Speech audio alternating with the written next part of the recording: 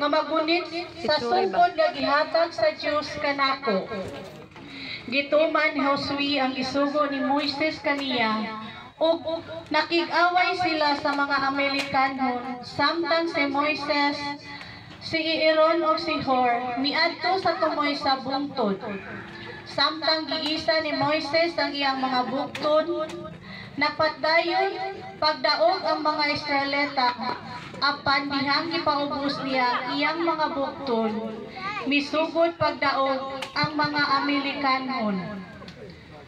Sa dihang gikapuyan ang mga bugtod ni Moises, si Aaron ug si Hur mikuhag bato aron panglingkuran kang Moises. Milingkod si Moises samtang si Aaron ug si Hur nagtindog sa iyang kakilid ug nagunit sa iyang mga bugtod aron kini magpabiling inisa.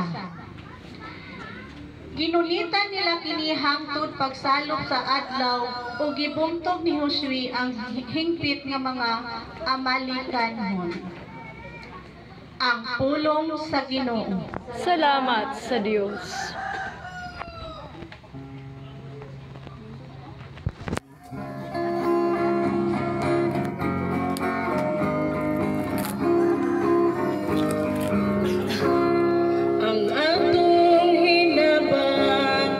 Sa Ginoo nga nagabuhat sa langit ug sa yuta. Anong hinabang gikan sa Ginoo nga nagabuhat sa langit ug sa yuta. Milantaw ako sa kabukiran ug nangutanan, diin magikan